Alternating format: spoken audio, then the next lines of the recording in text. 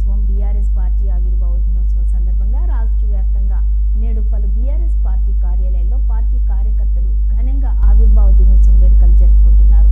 దీనిలో భాగంగానే మహబూబాబాద్ జిల్లా పార్టీ కార్యాలయంలో తెలంగాణ తల్లి విగ్రహానికి జిల్లా పార్టీ అధ్యక్షురాలు మాలోతు కవిత, ఎమ్మెల్సీ రవీందర్రావులు పార్టీ కార్యకర్తలతో కలిసి పూలమాలలు వేశారు. అనంతరం జిల్లా పార్టీ అధ్యక్షురాలు మాలోతు కవిత బీఆర్ఎస్ జెండా ఎగురవేశారు.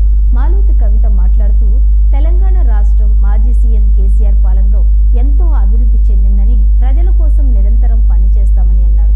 ఎమ్మెల్సీ రవీందర్రావు మాట్లాడుతూ పార్టీ కార్యకర్తలను నిరంతరం కాపాడుకుంటూ పార్టీ కోసం, ప్రజల కోసం బీఆర్ఎస్ అధిష్టానం నిరంతరం పనిచేస్తుందని అన్నారు. ఈ కార్యక్రమంలోని పార్టీ కార్యకర్తలు, ప్రజలు, ప్రజాప్రతినిధులు పాల్గొన్నారు. తెలంగాణ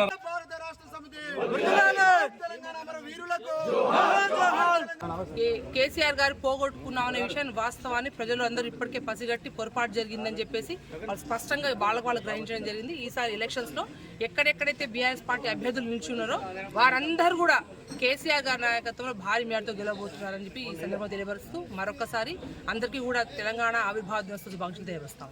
ఏప్రిల్ 27న తెలంగాణ రాష్ట్ర సమితి పార్టీ స్థాపించిన సందర్భం, ఆ సందర్భాన్ని పురస్కరించుకోవడం, తర్వాత ఎన్నికల నియమావళి ఉండడం వల్ల, ఎన్నికల కోడ్ వల్ల ఈసారి పార్టీ ప్లీనరీ జరుపుకోకపోవడంతో అన్ని జిల్లా పార్టీ కేంద్ర కార్యాలయాల్లో పతాకావిష్కరణ జిల్లా పార్టీ అధ్యక్షులు చేయాలని చెప్పని పార్టీ ఆదేశించడం జరిగింది.